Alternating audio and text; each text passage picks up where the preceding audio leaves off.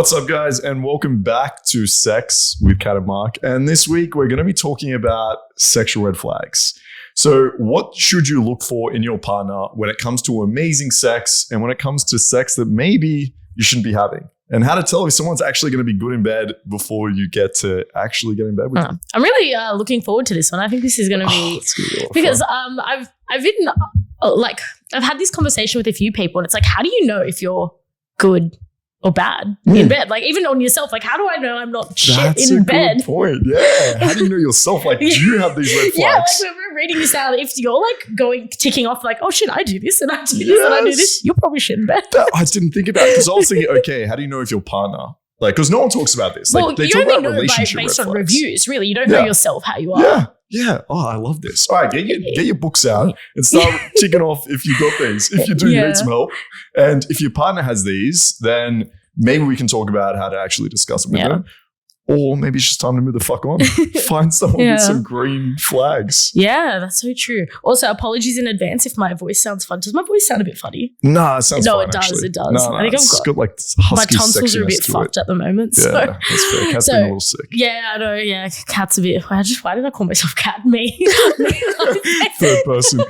My throat's a bit fucked at the moment, so it sounded a bit right. funny. We're gonna push through. We're gonna do it for this podcast. Oh yeah, I will be pushing through. But yeah, I think there's some sexiness that comes with a husky voice. Yeah, I think so. Yeah. No, we'll roll with it. Nasally. All right. Phlegmy. That's all right. Let's start, before we get into the red flags, let's start with our weeks. So it was Valentine's Day. I know we're recording a couple of weeks in advance, but it's Valentine's Day. It's just passed. So I've got a story on that. But Kat, I'm curious.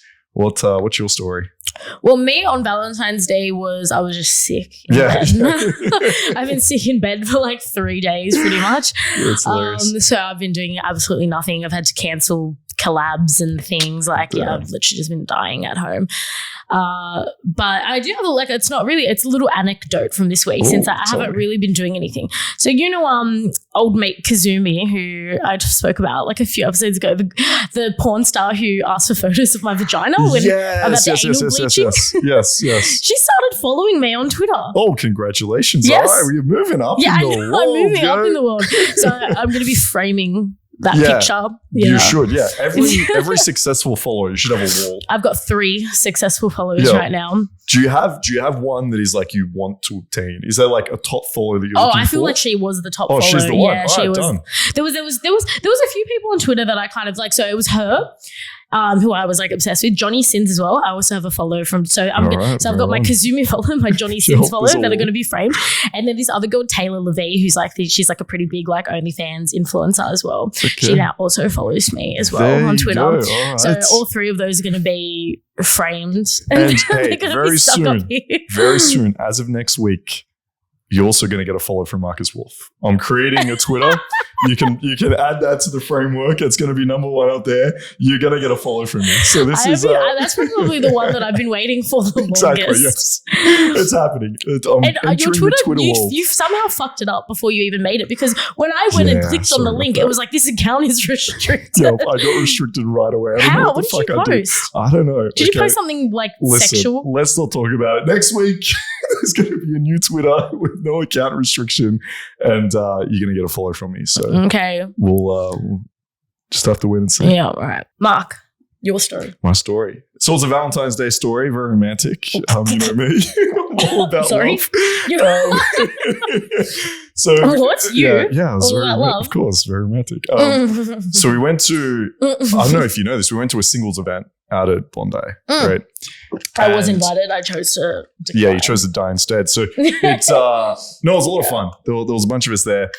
One of the most exciting things of that night, watching 2 of our friends, I won't use names, 2 girls. There was a bit of flirtation going on. Oh shit! And so one girl, like, I went to dance with one of them. Right? Do I know these 2? You know these 2. I know who was there, I think. All right, so we'll leave it a bit of a mystery. But you can tell me off air because the girls who went, I didn't get lesbian vibes off them. Well, hello. Oh shit! Hello. So I'm dancing with one of them. Like she's dancing with me. I had like my music in. She's like, the other girl pushed me out of the way. Like that. She's a little bit tipsy. Pushes me out of the way. And then like grabs the music out of her ear. She's like, don't listen to this, and like pulls it. And I'm like, what the fuck is going on? Did they know each other? Yeah. Oh. And so I told one of them, I'm like, yo, I think this girl wants to fuck you. I've never seen a guy be that territorial. I've never had a guy like push me out of the way. Like I was like, what the fuck is going on? She's like, I don't know. We're just friends. 30 minutes later, she comes up to me and she goes, she definitely wants to fuck me. And did they both, was it a mutual wanting to fuck? It became mutual, yeah. It became very mutual. So there was a lot of love going on that night. Oh my God. But nothing ended up happening, unfortunately. Unfortunately for you, because you got, oh my God, you got beat by a chick. Well, if I told you the names of the girls, you'll realize I wasn't by a chick. I wasn't into either of these two girls. Like we're pretty close friends, so you'll find out when I give you the names. But anyway, there was another girl there. This is where the love story begins. This is where my romantic Valentine's Day love story begins. So European girl, I don't think you've met her before. I've met her once or twice. So me and her are chatting, we're getting along. Anyway, we end up back in my place, right? So we're in my room, you know what's going to happen. But this is the interesting part, Kat. So this girl's very spiritual, right? Oh, for fuck's sake. When she was dancing, it was very like spiritual. And I'm into that shit, you know that, right? I know, you love your crystals and your that's the best. What's it? Horoscopes. Yeah, I don't even know what it's called. It's how not in touch with the fucking earth I am. So here we are talking about BDSM. She's like, yeah, I got a ravishment fantasy. Like I like when guys rape, essentially. Fantasy. She's like, yeah, I'm into like the day little girl shit. So like my fantasy is essentially like she's ticking my boxes right now. Yeah. So I'm like, all right. But before we get started, she's like, but before we start, I need to check your energy. And I was like, I was like, excuse me? Like I've had girls before be like, I need to see your dick first, or like she's like, I need to check your energy. Whoa. Okay, stop. Let's rewind. You've had girls say, I need to check your dick first. That was not escort. No, they're like, I need, and I'm like, all right, have a look. Yeah. Like, wait, like in the club, like, hey, you meet corner this now. Has been in the clubs, been on Tinder dates. It's rare, but I've had girls, they require a dick pic before. Well, I know, like that isn't uncommon in the escort world to like check a client's dick before you fuck them. Okay, I didn't know that. Yeah, well, like, it's a thing. I mean, I don't really do it. Like, usually I'll just check it when they kind of whip it out because I feel a bit awkward being like, hey, pull your pants down. Can I please inspect? It just makes it a bit awkward. Like I will inspect it when it gets to it, exactly. right? But we'll wait till it's naturally the time. Like so the inspection happens naturally. But I've heard from clients that some girls are literally like, they walk in, it's like drop your pants like immediately. That's funny. So maybe these are like sex worker girls that are just so used to that. Well, yeah, I got an energy inspection though. Yeah, okay. Let's rewind and go back to that one. What do you mean? What do you mean? I was like, okay, I'm down for this. This sounds kinky. So we're sitting there looking into each other's eyes and she goes, okay, give me your hands. And so she does it. She does this. She holds my hands. She doesn't. Am I your hands or am I her hands? You're me. Oh, okay, I'm you. All right. Yep. She closes her eyes and we just wait in silence for like 2-3 minutes. So were your eyes closed too? Well, at first I was kind of This is in the middle of the bar. Then I'm like, hang on, wait. No, this is back in my place in my bed. Oh, shit. My bed. Oh, okay. So would she have left? Apparently. So, this is what happened, right? So I'm sitting there and at first I have my eyes open. But then I'm like, I'm not really honing my energy right now. Like, what if I have bad open eye energy? Like, I'm not concentrating enough. So I close my eyes, I relax, breathe in, right? It's like almost like eye gazing with your eyes closed.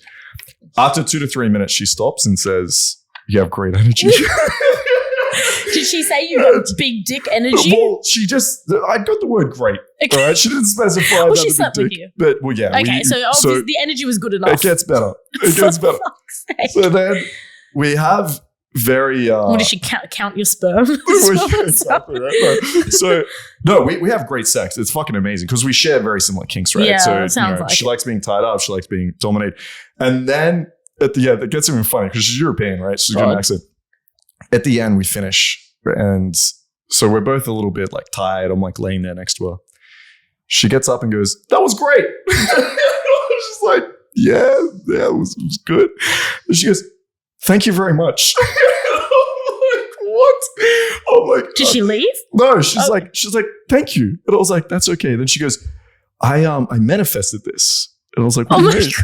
She goes, this is too much. Yeah. She goes, I manifested to have great sex. She goes, I wrote this in my journal. And by the way, how long ago did she manifest this? I'm not mocking this, by the way. I'm all down for this. I love it. And she's like, yeah, I manifested great sex and it happened. And I'm like, all right, amazing. So then we got our crystals. Now, kidding, we didn't get crystals out, but yeah. And so then you charged your crystals, our energies. No, or you charged your water bottle or something. It was a very interesting experience. It was a lot of fun, and there you go. Got some good energy. You know what? This is the first week that you've had a better story than me.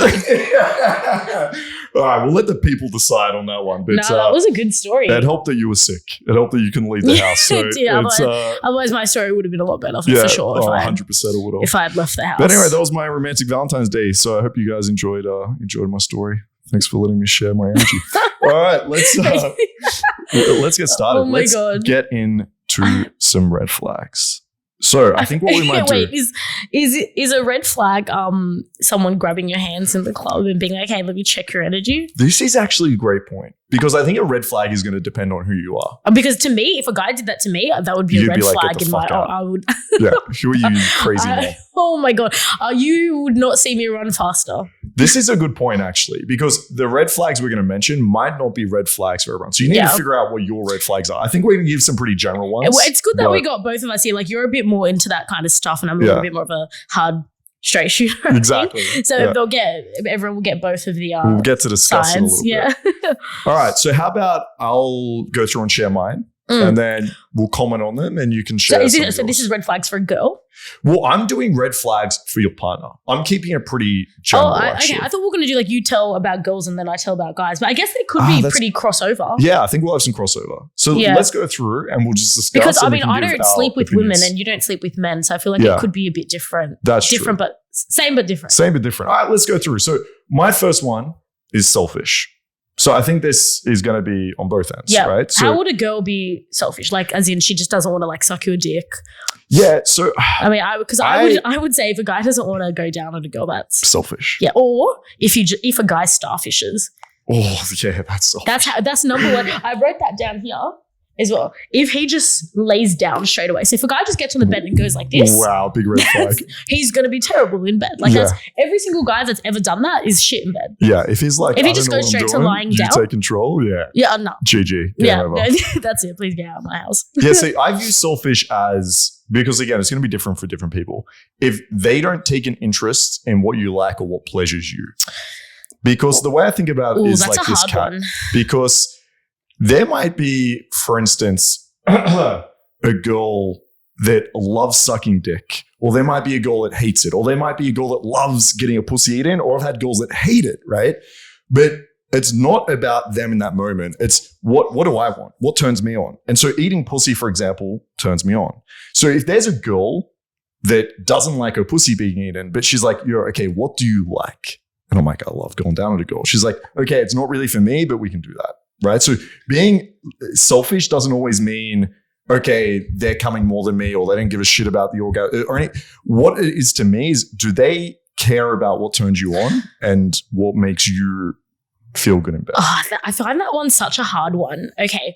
Because like, yes. I feel like I have so much to say about that because yes, I feel like, you should definitely consider what the other person likes. But I feel like there's also some things that you just, there's some things that if I was to do them, it would just really, really just turn me off, regardless of how much my partner likes it.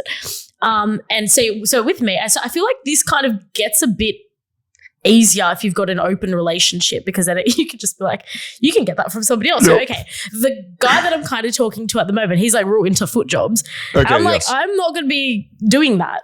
That would be a very anti thing for me. But obviously I'm not into monogamy. What if something you could get foot jobs from someone else? Yeah. I was like, I'm not going to be doing that. I mean, I could do it. Yeah. But I really, really do not want to. Well, I guess this goes into my next point, which is respecting boundaries as well. So there's a balance to this, right?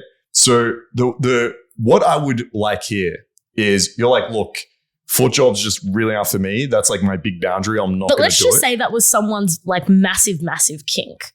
Then maybe we're just not sexually compatible then. Exactly. Maybe you're not, right? Yeah. And the way I see it is, so there's two other points that we're going to bring up and talk about, which is respecting boundaries and being open-minded. And they all link into each other around these 3 points. And the way I see it is you need to respect boundaries. So if there's a girl that's like, I don't like anal, I've tried it before, I'm not down. I think trying it is definitely a key word as well. you don't know if you like something to try it. But I mean, if you've tried something and then you know you really do not like it. And then, so I think it's a red flag if someone keeps pushing it. If the guy then is like, what about anal tonight? What about now? Hey, can we try this? It's like, yo, I've told you. But I think being open-minded is important, right? So around this foot job thing, what I would like in that dynamic is to have the person say, okay, but what do you enjoy about it? Like, is there other kinks around feet that we can maybe explore that isn't a fucking foot job, right? Like that could be the conversation that you have. He's like, can I like lick your toes or like? And I was like, no. Yeah. No. Right. But I couldn't do it. No, I just couldn't do it. Yeah. And I think that's okay having that boundary. But what I want to see from my partner is at least almost like the same way you see an argument, right? If we're going to argue about something, I don't want you to agree with me at all. That's not my point. I want you to understand what I'm saying. Right. So if he's like feet and you're like, no, I think that's a red flag. I've done enough foot stuff at work to know that foot stuff really turns me off. Yeah. Like it's an anti-boner. Yeah, that's fair. But I think having that discussion is explaining that to him. So instead of just being like, no, you're like, well, luckily for him, he can go and get it from other people. Yeah, exactly. So I mean, that kind of makes it easy. But let's just say we were like in a monogamous kind of thing. I'd probably be just not sexually compatible. Yeah, 100%. Yeah, 100%. But I think there might be things that aren't so important. Yeah. Let's say, right? So for him, maybe it's like that is his fetish and he needs it and it's 100%. Or maybe it's something else and he's like, yo, I like to tie girls up. It's not a big requirement, but I like doing it. Now, if the goal is just to be like, no, that's a red flag for me. But if she's like, why do you like it? What type of thing? Because there's compromise that can be had. But at the very least, I want her to listen and understand and then tell me no. Yeah. But if there's just like a flat out no, to me, that's too closed-minded. You're not listening. There's no communication there. And to me, that's a red flag, right? And definitely onto your point about pushing. So there was this guy this was like maybe like a few months back. I was seeing this guy for a bit and he was like, oh, I want to have a threesome with you and like your friend. And I was like, no, that's weird. Like, I don't want to have a threesome with like me and my friend like outside of work. And he's like, oh, but like you work together. And I was like, you probably know who this friend is. Okay, yes, I do know who this friend is. And I was like, that's a bit weird because like when we sleep with each other at work, it's a bit different. Like we don't just do it in our personal life. Exactly. And he kept pushing like every day, asking. And I was like, this is just a fucking turn off now. Where he asked like, when it got to like the third time, I was like, this dude, like, yo. It just sounds so needy and like you're just not listening. I said no, like fuck. And this, again, that's why I think these 3 points are so interrelated because it goes back to being selfish, right? It's like, has he asked you what you want, what your fantasies are, what you want to achieve? Like, I think we spoke about this a couple of weeks ago as well on the podcast is, if you really want to explore your personal fantasy that bad, then start by exploring the girl's personal fantasies first and then bring up yours. But yeah, if you're just pushing for it over and over, fuck off, right? It just becomes needy, weird. It's a turn off. Oh, yeah, well then that was the end of that. That saga for me. I was like, done. No. Yeah. And I told a few other people about it as well. I was like, that's wrong, right? And everyone that I told 100%. Was like, oh my God, like block his number. So that kind of ended that pretty quickly. Yeah. No, fair. All right, so that's selfish, not respecting boundaries rather is a red flag. Let's move on to my next one, which is putting the blame on your partner or basically not like taking responsibility. And so this comes in a lot of different shapes and forms. One is, the guy that can't get hard. And then we'll be like, oh, I usually get hard. It's usually not a problem, implying it's the girl's fault. It could be the girl not being able to, like, not coming. And the guy's like, I always make girls come. Like, almost like, what's wrong with you? So I think, again, it comes from both the guy and girl's point of view here. But it's a red flag. If your partner is making you feel bad for a poor sexual outcome, then I don't see the sex getting any better. Because if he can't actually take responsibility, then he's never going to improve, or vice versa, the girl. Yep. And so if I see that, then red flag for me. Yep, I agree with that. I had that one as well. Like when they're too focused on getting hard or coming or you coming or coming multiple times. Like I hate it when like I see a client or even if it's just like, it doesn't matter who it is and they're like, oh, let's see how many times you can make me come. It's like, why is that a factor on how good a session is? Like I don't consider a session to be how many times I come. Because there have been sessions where maybe I wouldn't have come, but that doesn't mean it wasn't an amazing session. Exactly. Like, because coming, it's just like, okay, sometimes if you just hit someone on the right angle, you can make them come even if everything else about the session was not very good, right? So I don't consider that to be it's not to the be a gold glorified standard. thing. No, exactly. No, Yeah. I don't think so. That's the last thing I'm thinking about is me coming or even them coming, because it's like that doesn't mean that it's fun, right? Yeah. So coming multiple times, or when they're just too focused on like you making them hard, and it's like I get this a lot with clients, especially when they've been partying for ages and then they're like frustrated that they're not getting hard, and it's like, well, it's not my fault that you're not getting hard. Like, you've come in here like 3 bags deep and like and then don't expect me to sit here for an hour sucking your dick trying to like make it hard. Like, this is not a me issue. Yeah, exactly. Right? And they're like, oh, I just want to get hard, I just want to fuck. It's like, well, you shouldn't have come in here fucked then. Like, that's not a me issue. That's a you problem. Yeah, that is definitely you problem. So that's always then. So those people, they're always obviously shit, because there's only one thing they're thinking about. They're not thinking about me. No, they're not even thinking of themselves. They're literally just thinking about their dick, and that's it. And by the way, that's not going to help, right? It just makes it worse. Yeah. It's these super goal orientated people. Yeah, red flag for sure. And pleasure only happens when there's no pressure. Right. The minute there's all this pressure on reaching a goal, getting a certain number, like as you said, reaching an orgasm, it's never going to be enjoyable. It's never going to be fun. And so even if the girl does come, but it's under this context, she's not going to enjoy it, right? If you've just been like, have you come yet? What about now? Like, we spoke about this in the faking it episode, right? Like, that's just going to lead to the girl not enjoying it and faking the orgasm. So I hate when a client like is going down on me and they just keep going, and it's like, I just want to make you come, because that's actually this. I didn't talk about this in that episode, but sometimes if I just want them to stop going down on me, I'm like, yeah, okay, I came now, just because I'm just like, I don't want you to go down on me for like hours and like the whole time. I'm bored now. A little bit about him in that moment, because some guys are like, I want to make you come because it makes me feel good and I feel like I accomplished something. Yeah. It's almost like a trophy. Like, I made it come. Whereas you want it to be about you. Yeah. It's like all the guy should matter is that you're enjoying that experience. Coming or not, are you enjoying that experience? And 100%. That's what should matter. So if you have someone that's this goal orientated, not a good sign. I'm going to bring up that story again that I brought up a few episodes ago, which a few people who listened to that episode like that this story has stuck with a lot of people. And it was about that one client that I seen. It was an overnight booking and his dick didn't work because whatever, he was partying, and he came over with like a bag of toys and he told me that he was going to rock my world and without him fucking me. And he did for like 14 hours or however long we were together. Didn't have sex once. One of the best bookings to this date. And we didn't fuck at all. So you do not need to fuck. Exactly. If your dick does, I'm going to stress this story again. Yeah. Your dick does not need to work. Like, go down on the girl a bit or just like play around with toys on each other. Fuck like a lesbian. Yeah, that's it. Fuck like a lesbian. All right. Talking about toys then. A red flag for me is when a girl is afraid of sex toys. And I guess it's probably a red flag for girls, because for me, sex toys are a way to enhance the sexual experience. Now, there are so many different sex toys under so many different it could be as simple as just having a vibrator or a feather or something, right? Or a blindfold, right? It's a feather. Yeah, hello, a feather. But it's something that simple. But I think when girls, again, it goes back to the closed-minded. If they're just flat out like, no toys, then I'm like, okay, well, this isn't going to be fun. And I think from the girl's perspective as well, like, guys can sometimes get intimidated by toys or, a bit butthurt, right?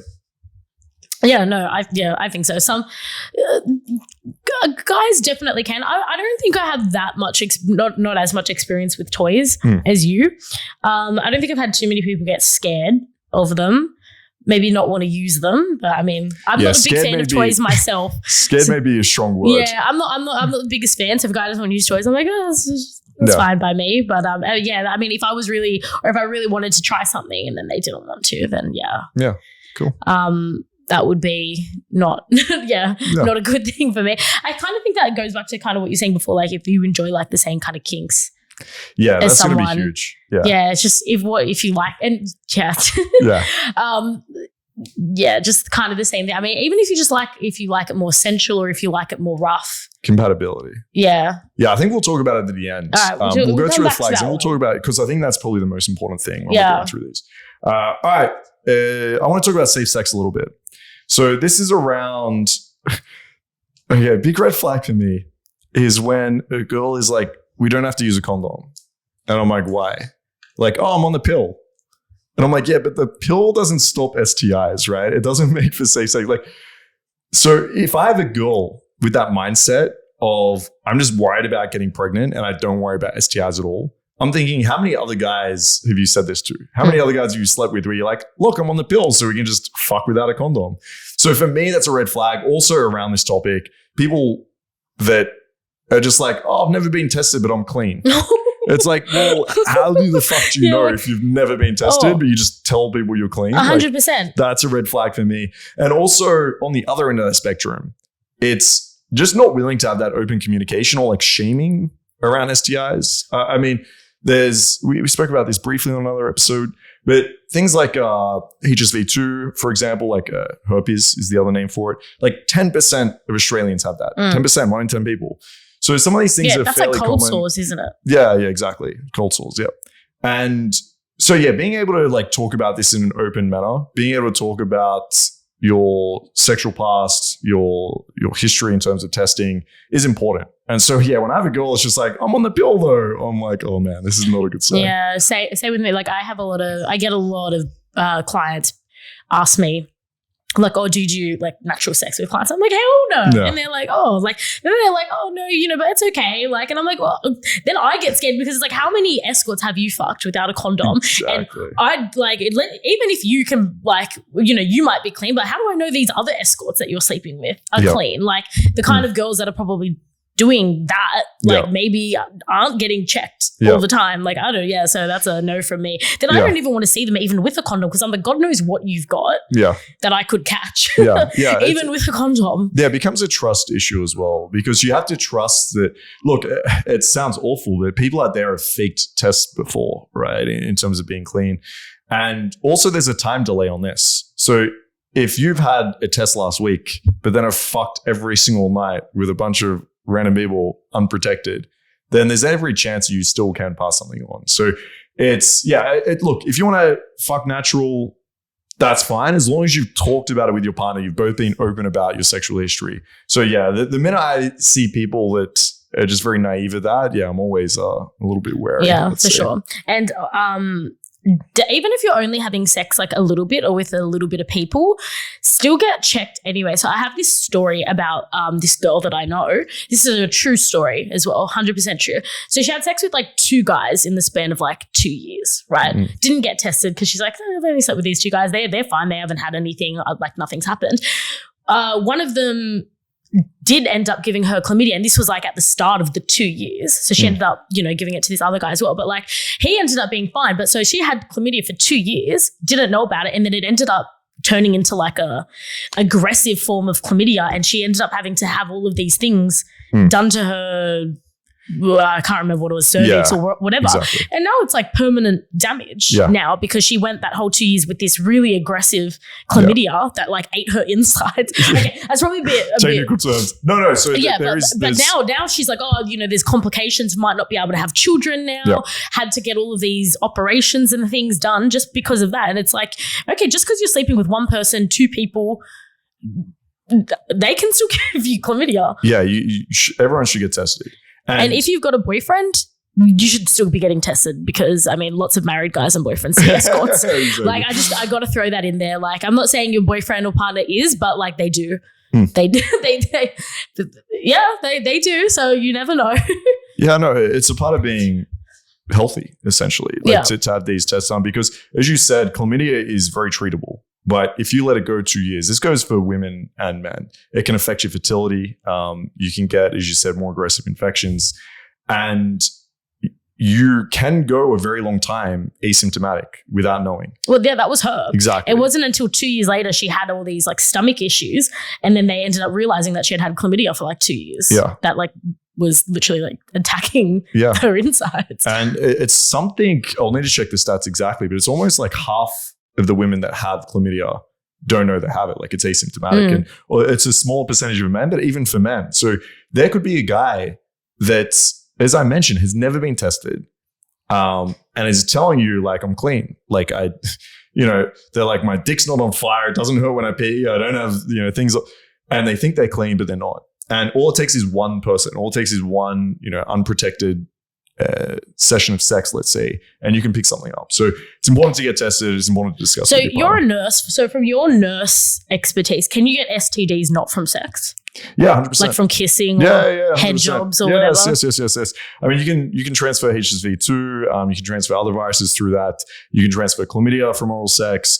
100%. Yeah, 100%. Okay. Now, it's less common for that to happen. And also for things like the more serious STIs like HSV, Hep C, things like this, then no, you typically can't get it from oral. But yeah, you can get STIs from non-penetrative sex. It can happen 100%. Yeah. So yeah, it's important to stay checked up, get clean. There are other ways of protection. You can use things like dental dams and stuff for oral. It's like basically a plastic sheet, but it doesn't feel very nice. I don't often encourage it. I mean, you could just do oral with a condom. Yeah. For guys, yes, 100%. You could do. Oh, is this for a guy? I mean, like to use on a girl. Yeah, you can use Oh, that's interesting. Yeah, it's not the nicest. Yeah, sensation, look, I think from oral. Like, I mean, I think it's from what my GP told me. He's like, it's quite low. Yeah, it's a super low risk. Yeah, and the infections that are spread from that are usually relatively treatable.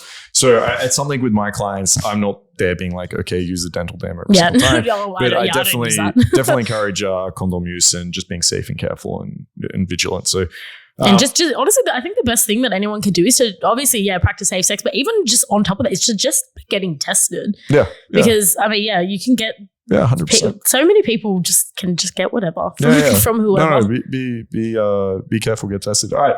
Next point which is for me, one of my biggest red flags in my clients. So talking about from the men's point of view is not being able to handle or take feedback.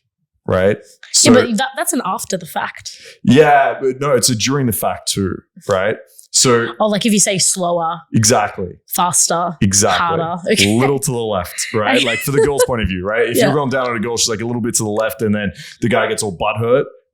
That's a huge red flag. But also the other way around. Like if you're a guy and you're like, oh, can you just do? And the girl's, I know what I'm doing, or some shit like that. Yeah. And it's like there's another big red. Like because everyone's breakdown different. In communication. Yes, exactly. And if you can't take feedback, you're never going to improve. You're never going to get better. You're never going to meet that compatibility. So for me, that's a huge one. Yeah. All right, I have a few more that you didn't go through, but maybe this is not so much with women, but these are definitely things that I've noticed for a guy. Shit kisser. Oh, yes. Okay. There is a 100% correlation between if someone can kiss and if they're good in bed or not. Anyone that I've had who's rocked my world in the bedroom is an amazing kisser. And every single guy that I've had that has been really terrible cannot kiss. I don't know why that is. I feel like that's the first thing you learn. Yeah. Is how to kiss. It's like I don't know what analogy I can think of. No, it's like the first thing. It's like you wouldn't go into making like a souffle before you can like make toast. Exactly. That's like if what it is. If you can't make toast, you can't make toast. You can't make souffle. Like you just can't. Yeah. Have you ever met a chef that's like, oh no, I don't do cereal and toast, but I can do like croquembouche. Yeah, no, exactly. No, if you can't do cereal and toast, you can't do shit. I like this, and I couldn't agree more. If I have a girl, and it turns me off a little bit, right? If I have a girl that like has stiff lips, is like attacking you, isn't able to slow down, there's no rhythm to it. Like, I'm like, oh man, this is like ruining it for me right now. Yeah, it's so cringe. Yeah, so I like that. Yeah. So I don't even. Okay, so people listening at home. That's maybe thinking like, okay, how do I know or how do I get better? How do you like?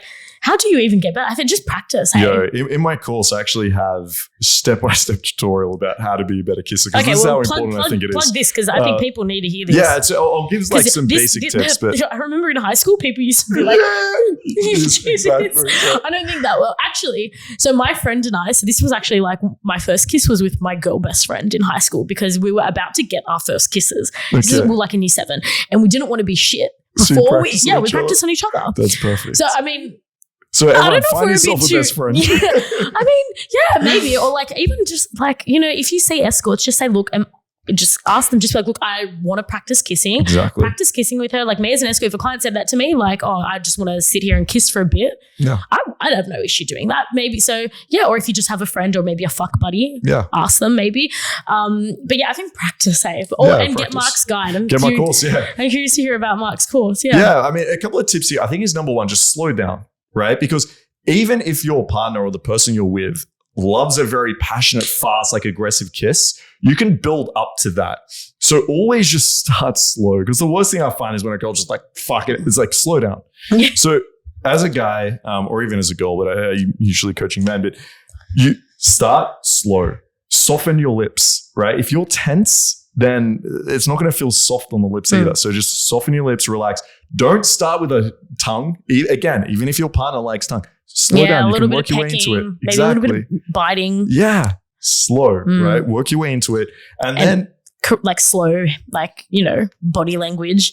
Body language is huge. That's my next one. It's not just, it's not just your lips that you should be kissing with. Use your hands. Like you can run up the girl's hair a little, pull her hair a little bit. You can run your hand up around her neck, hold her by the waist. Like use your hands as well, and then have some rhythm to the kiss. It shouldn't just be like you're just trying to aggress. Make it slow. So there's some quick tips. Everyone get Mark's guide or practice with a friend. Yeah, or find a best friend. All right. So my next one is, so that we're kind of just leading on from that. So when they don't know what to do with their arms or their legs, like, we might be kissing, but like they might just be like, let's just say if we were sitting next to each other, they might just be like, just leaning over like this. It's like, no, grab me. Like choke me, pull my hair a little bit. Yeah, rub your hand up my leg, pull on my clothes a bit. Yep. Things like that. Like get into it. Exactly. Like into it. Like I hate it when like if they're just like there and or they're really awkward, like they're touching me or grabbing me, but it's just like in like awkward spots or like just really awkwardly. It doesn't flow. They're not present to the moment, right? So if they're fucking you, they're just thinking about their dick. If they're kissing you, they're just thinking about their lips. And that's it. And there's no other thing. Collaboration with the rest of the body. So the one red flag. This I'll get into in the end. So like the one of the biggest things for me to make a session enjoyable, which regardless of how the penetration is, this will just like bring it up by like 5 points. With penetration aside, is the arms and the legs and what you're like how the whole thing is going. Yeah, perfect. This before we've even got to the fucking. Like you've already got bonus points. There you go. I like it. Okay, so this is So see, I don't know. Maybe girls do this, but guys do this more when they talk big game. Every single guy that I've ever been with that talks of big game has never had big game. When they talk big game. So when they say they're going to do a lot of kinky things, I find that a lot of the time they just say that. Interesting. See, I'm the opposite here. If there's a girl that talks a big game, I usually feel like she can deliver. Right, that's been my experience because it's really, this is a big sign for me. If a girl's open about talking about sex, her experience, what she likes, what she doesn't like, I know she's experienced that for herself. What the biggest red flag for me with a girl is if she says, I don't even touch myself. I'm like, you don't even know what you like. Like you haven't even explored yourself, right? Like there's no way you're going to understand even what you like, let alone now being able to know what I like, right? So for me, if a girl can talk a big game, and she says, this is what I like. I'm good at this. Like I find usually they can deliver. Now, sure, there's some girls that are like, I'm great at sucking dick and, average or something like that. But I find the girls that have that confidence usually can follow up. Now, it might be different with a guy. Yeah, I think it's different with men. I find that I have clients that talk big game all the time. And usually it doesn't necessarily mean they're bad, but they usually never live up to what they say that they're going to live up to. It creates like a disappointment. Yeah, exactly. Because usually I'm like, I think about it up here. Yeah, and then it's usually never gets to that point. I know you like talking big game to girls. Well, I can deliver the big game. Yeah, okay, maybe you're different. Maybe I think it's important to have some confidence, but you don't want to create unrealistic expectations. Yeah, is probably the way to say it. Maybe don't say things that you can't deliver on. Exactly. Is probably a better way of 100%. of phrasing it. Yep. Okay, well, this one we spoke about in another episode when we're talking about oral. So if a guy doesn't go down on me. Yeah, selfish. Selfish. That's see you bye. Doesn't even need to be any more said about that. That's just it's the same with a girl. I feel like if I was a guy, I wouldn't trust a girl that didn't want to suck my dick. Again, to me, it comes down to the intent. So if there's girls that are like, look, I've sucked dick before, I just hate it. It's just one of my like big things I don't want to do. That's fine. But I would like her to follow up with, but what else do you like? If this is the type of girl, I don't like that, I don't do that, and they just want their one style of sex and they're not willing to explore, try anything else, that's a problem. But if it's just one thing, like I don't want to suck dick, that's fine with me. I don't mind. But maybe you don't really like. But maybe she says, I don't want to be tied up, right? It's like, that's fine. Like you could pick any one of my kinks. Like if she doesn't want to do that, that's fine. But you need to be open to something else, or at least exploring, trying, understanding something else. So that's fine. If you don't want to get the shit bitten out of you with a cane, that's cool. Okay. But it's like, what else are you able to explore? I feel like oral is a bit different though. Like I feel like oral is really important to a lot of people. Maybe not so much you because you're into more kinky things. It's different. But to an average Joe, oral would be half of the experience. So you're taking away 50% of the experience. Yeah. So yeah, look, if you're not down for oral, like that's fair. Red flag for me. And usually the guys that won't go down on me, they're usually not very good. Exactly. Yeah. This is just a red flag. Yeah, they're not willing to go down on me. The reason this is a red flag is if they're not willing to go down on you, they're probably not willing to do anything else but like put their dick in you. Yeah, and it's going to be shit sex. Yeah. They're not open minded to learning. Exactly. Yeah, I agree. So this is just another one. If a guy has either never had a girlfriend, or if he's just not had, like he's got a low body count. Yep. So, okay, it's hard to say. So like you can obviously have a low body count, but if you've been in a relationship for like years, obviously you would have had a lot of practice. No. But yeah, if you've never had a girlfriend or if maybe, you have a low body count, that means you were not practicing enough to be good. Of course. I find that guys that have been in long-term relationships before are always the most amazing men in the bedroom because they would have had years of practice and feedback because with me, I feel like that's definitely how I got good is because I spent like 7 years of my teenage life in relationships and we were sexually active and it was obviously when you're younger and you're experimenting and we weren't shy to say, I didn't know how to suck a dick. So I was like, how do I do it? And they didn't know either because they'd never had their dick sucked before. So we were figuring out together. I was like, does this feel good? And they're like, oh, maybe do it like this. So I was literally like, trained into like how to do it properly. 7 years of training. Yeah, I was basically trained into like how to do it. And it was the same for them as well. Like, I was like, oh, like, yeah, exactly. Like little to the left. But when you're young and it's your partner, it's a bit easier to do, especially when you're both virgins and you both don't know what the fuck is going on. So yeah, usually guys that have had girlfriends are usually really good in bed. So yeah, I get really weary if a guy tells me he's never had a girlfriend or if by some way I find out that he's just not really fucked that many people. Yeah. I think because it's just practice. Yeah. Signals of experience is really going to indicate how good someone is in bed in terms of a girl looking at a guy. Because as you said, they just lack the knowledge and the training and the experience. Yeah, now, it's just practice. It's not any other reason, I think. It's different for a guy. Like if a girl was telling me she's been with 2 guys, I don't mind so much. That's probably because girls detail. That get with you probably don't do anything other than lie there. Well, that's perfect. Good girl. Don't move. You just lie there. But it's different, right? Yeah. If you're the partner that's taking control, then the girl or the person that you're with, it probably doesn't matter so much around their experience. Now, obviously, I do prefer girls that are a little bit more experienced, know what they want, know what they're doing. That does play a factor. But I think in terms of, man to woman type thing, this is going to be more of a red flag for girls. And I think other things, like not just if they've had a girlfriend but also how they act around you. Do they act like they know what they're doing? Like, is this person not able to look you in the eyes? Are they not able to pick where you're fucking going for dinner? They're nervous. Yeah, exactly. Like these are all signs that they're probably, if they're nervous in life, if they're nervous around you, they're probably going to be nervous in bed. So it's also something to look out for. Oh, my last 2 points actually came from your thing. So I knew you were missing some. Okay. So my last 2. So if they're tidy and well groomed, or yes, this was on my list. So if this is another what was it, correlating thing? Yeah. If I see a client and he pulls his pants down and he's got shitty nails and he's got pubic hair everywhere, body hair everywhere, I know he's not having a lot of sex, and it's, I don't think I've ever been with a client who was really messy. That was good.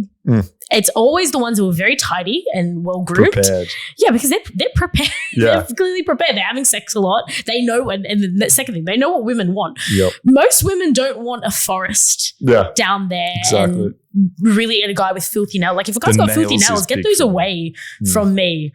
Right. And I know a lot of guys are the same. Like a lot of clients ask me about my nails. Sometimes before booking, they're like, oh, like, do you have your nails done? And I'm like, yeah. And they're like, oh, okay, nails are important.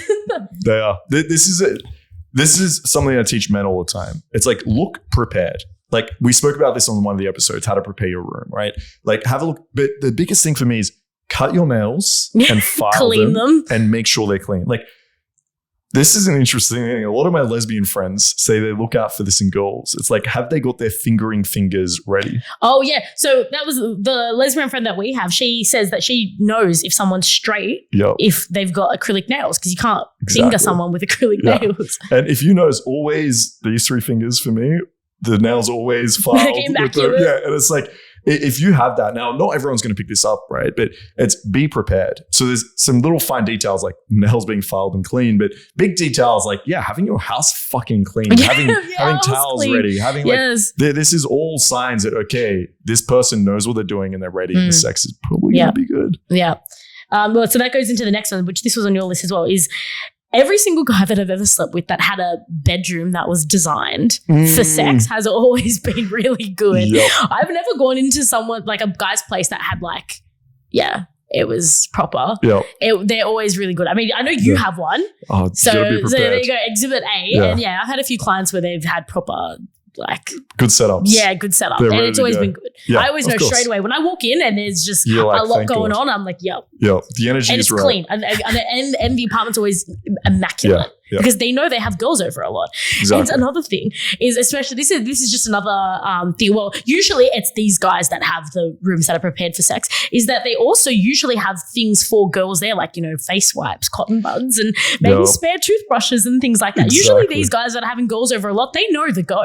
They know the drill. They have stuff there. Yep. To remove makeup, they have like maybe other things spared. They have a drawer full of spare toothbrushes. Guys listening, have a spare vape around in this day and age. This is spare cigarettes, spare makeup, vapes, wipes, everything like that. The amount of girls that are like, "Do you have a vape?" Yeah, like, fucking hell. That's well, wait, can I say? Whatever. That's beep. I was saying, maybe beep that part out. So anyway, our friend, he has a drawer full of like cigarettes and vapes, just ready for any occasion. Yeah. So I think it's super important. The thing I want to talk about though, which you mentioned before, is compatibility, because I think this is super important. Because a lot of you out there are probably thinking, okay, my partner has these red flags. Maybe I've got a couple of these red flags. Like, what do I do about it? Compatibility in sex in a relationship is important. And the same way it's important in a relationship. And I think what happens is a lot of times in our society, in friendship groups, everyone's always talking about the red flags in a relationship. Like, oh, he spoke to this girl. He liked this Instagram post. Should I be worried? He doesn't listen about this. But I feel like people often don't have the confidence, or it's not so acceptable to start talking to your friends or talking to other people or thinking about, okay, well, he feels a bit selfish in bed. Like, is that something I should worry about? Is that a reason to bring up a conversation in a relationship, or at the extreme, end this relationship? And I think it's incredibly important when it comes to compatibility, because my red flags, as you mentioned, are different to yours. So for me, like at the top of my list is being open-minded. Like if there is a girl that I have sex with that doesn't want to try anything, and she's one of those girls that is like, okay, you can eat me out and put your penis inside of me, but that's it.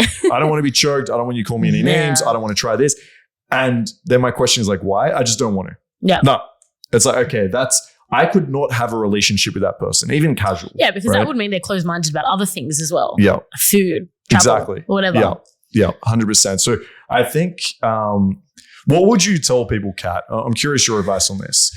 If people are listening, they just don't feel compatible with their partner, what would you suggest for them to do? I would say that means break up. Yeah, see you bye. That means thank you next. No, because I have a story. So one of my last high school boyfriend, or young teenage boyfriend. So we dated from when, I think we started dating when I was 18. We dated for 3 years, so broke up when I was like 21. And we loved each other. We were like talking about getting married. We would literally parents were talking about us getting engaged and things like that. Like this was like literally happening. We were talking about where we were going to live and dogs and kids and all these things. Like to think that was my life once upon a time, right? Jesus Christ, it's weird to think about. Yeah, I know. To think that I was almost like literally borderline engaged, right? And especially because like towards the end of like relationship, like his brother got engaged, and then it was a bit like, oh, okay, then there people were looking at us like, okay, you guys gonna get engaged soon, and I was like, oh, we were like, oh, okay, and then we started having the conversation about things, and then that's kind of when his brother got engaged, and then, you know, we had all of that with like the brothers like getting married thing, and then we started then thinking about us getting married, because like, oh, we dated for 3 years, we're in our 20s now, we should be thinking about this. We then started to realize that we were just not compatible. Like we maybe were more so when we were 18 and we first started like dating, but then once we got into our 20s and we had finished uni, or were about to finish uni, and we were about to enter the world as adults and thinking about things like moving out, growing up and things like that, I realized that the things that I kind of liked fundamentally were really different to the things that he liked. So not even just in the bedroom, but outside of the bedroom too. But so in the bedroom, like I like it when a guy is more dominant, but I feel like he also liked a girl that was more dominant. Yeah. So there was that sexual incompatibility from the get-go. And then towards the end of the relationship, obviously when you've been dating someone for 3 years, the sex, especially when you guys are not enjoying the same kind of sex. So like there were lots of times where I would say like, oh, I want to be tied up, I want to be this and that. And he was just not into it, because that's probably what he would have liked to happen to him. Like and I'm the same, like I wouldn't enjoy doing that to somebody else, because I've had to do it to other people, and I don't really enjoy it. And so I feel like the sexual incompatibility, especially after a while when the sex started to get boring, and I was like, I want to do these things, and he was not really into it. We started just like, maybe we were having sex once a month or once every few months, right? So we just ended up not really having sex much, probably because the sex wasn't what either of us were wanting. And then we also started noticing incompatibilities in other forms of life. Like he wanted to move to the suburbs and have kids, and I was like, no, I want to move to the city.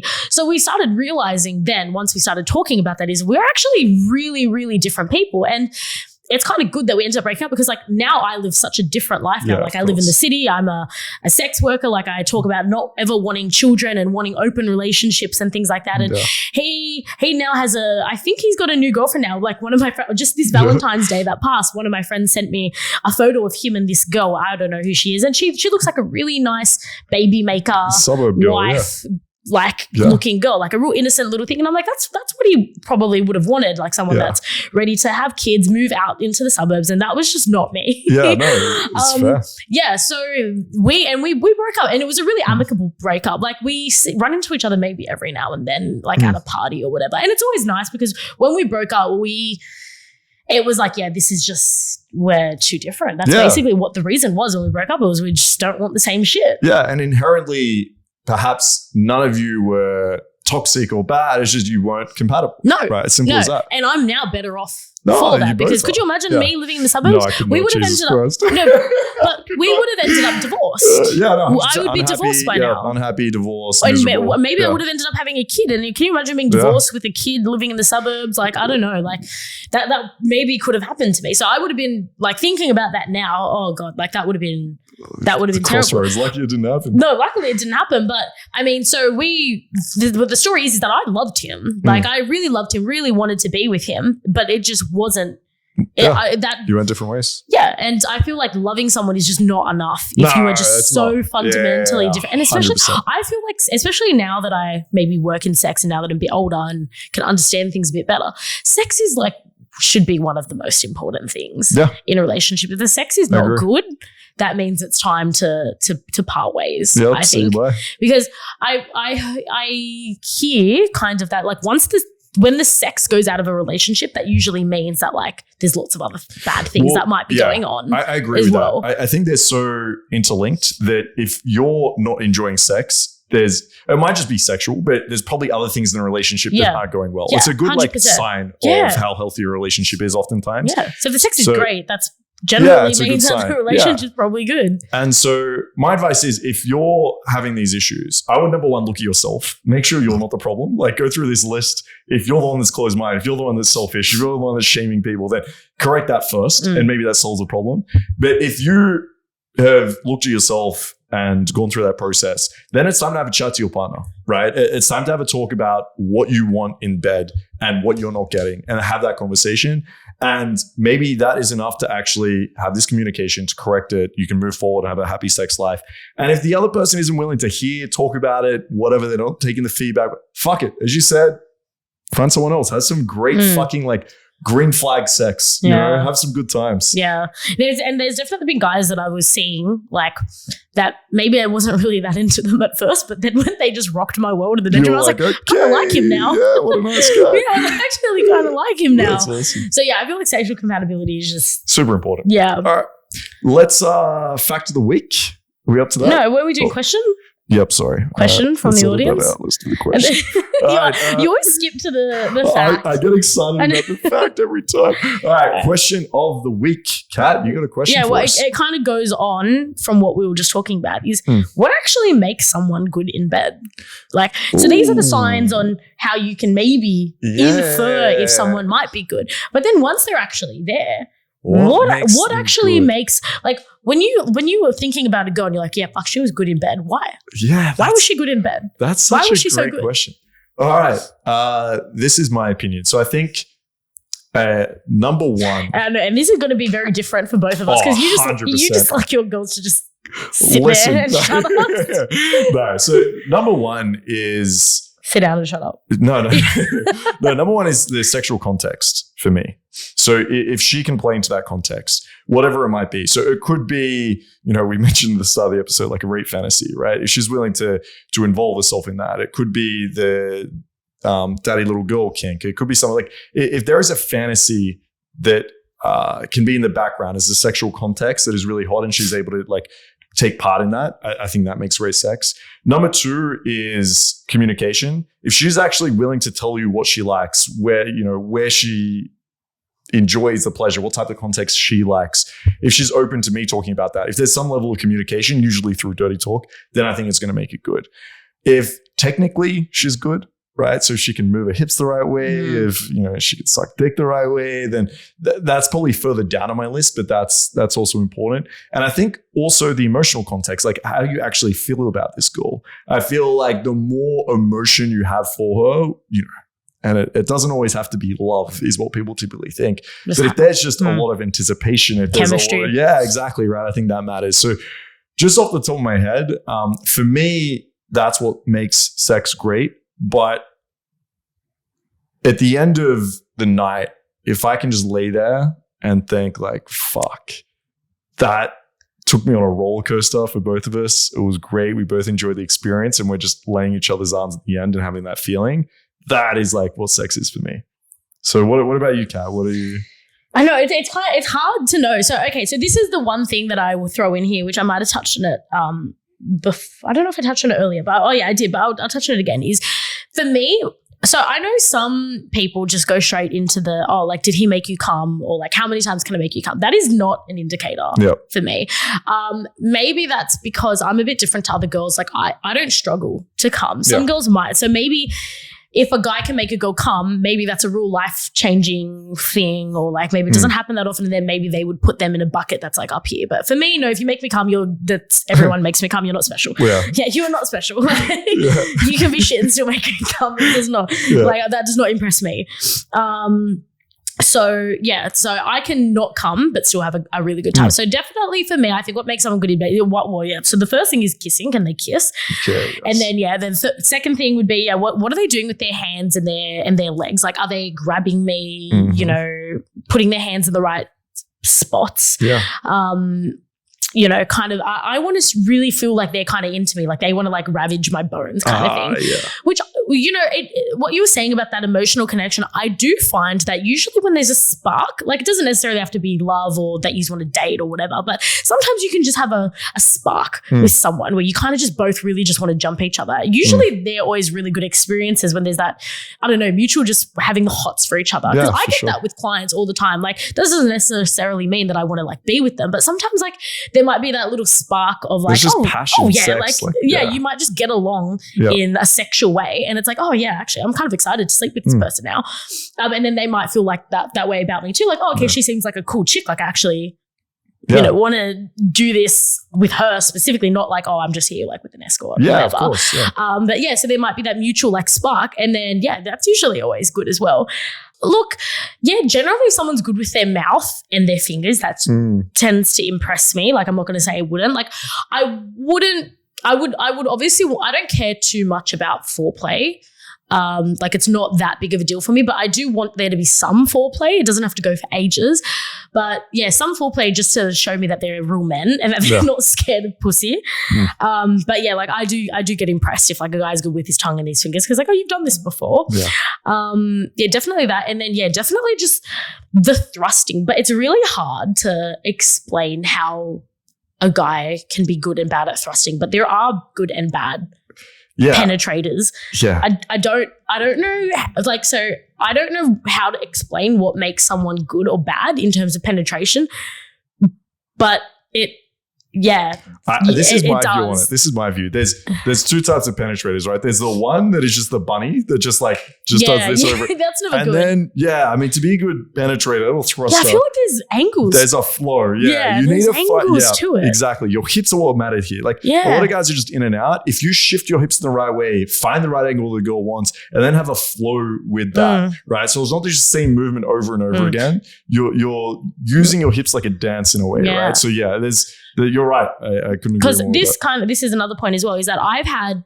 some really, really good sessions with guys that had below average size penises, but they just knew how to thrust it. And like, so they didn't need a big cock. Like, and I've had sex with guys with big dicks that were not very good because they just thought that having a big dick meant that they'd be good. And they just didn't know what they were doing with the rest of their body, or even with their dick. Like it was just boring motion. Like, like just like that. And it's like, no, it's a bit boring now.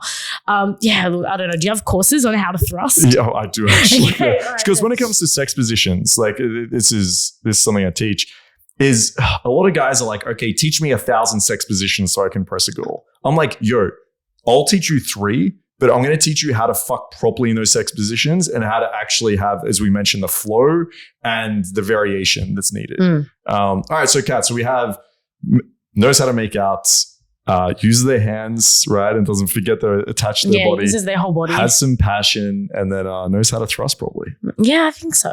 Perfect. I like it. I think so. And then, obviously just... going down on you. Yeah, and overall cleanliness. Yeah. If a guy has like a forest down there, I don't want to go... I don't want that near me. Right, so like, I just literally do not want it near me. That's fair. Like, so if I was... So obviously with a client, sometimes I can't say no if they're paying, right? But if in my personal life, if a guy pulled his pants down and there was hair there, I would straight out say... Yeah, I'd straight out say, no, sorry. All right, fair. No. All right. Now, Kat, my favorite part of the show every single time. Yes, the sex fact. Sex fact.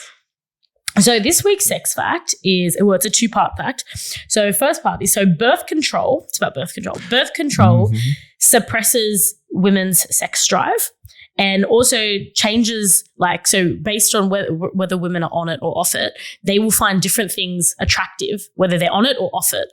Like, could be different things. Yeah, I find this so interesting. There's been studies on this where they will show girls images and then one on birth control, and they will find different people attractive. So I've heard stories as well where women will be on birth control, get like for their whole life, get married, and then get off birth control and hate their partner. They're like, who the fuck is this guy? Like, I'm not attracted to him anymore. Yeah, like, and there have been multiple times where this has happened. Like, it's like they despise this person that they've married because they're like, I'm not into any of these things now that I'm off birth control.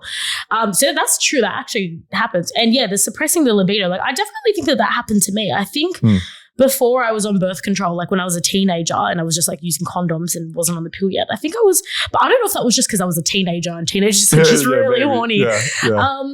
But I mean, look, maybe I feel like maybe just work generally has a lot to do with it, because when I was in, and so this is something that one of our mutual friends noticed as well, because I think I started sleeping with them when we were friends. You know who this friend is.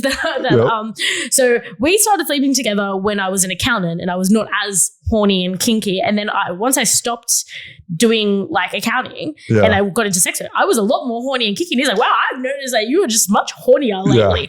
And I'm like, wow, it's probably because I just don't have so much to do all the time. I think stress plays a huge role in that. Like your lifestyle, if you get the right sleep, you're eating right, you're getting enough sleep, your sex drive is going to increase. Especially when you've got free time to be horny. Yeah, exactly. I've got all the time in the world. I've got all the time in the world. Yeah, like but anyway, so I found that really interesting. But birth control. I mean, so I'm a bit nervous even for myself. So I've been on birth control probably since I was like 16. I have not had a day off it. So if I get married while on it, you'll need to come off first and make sure you still like your husband.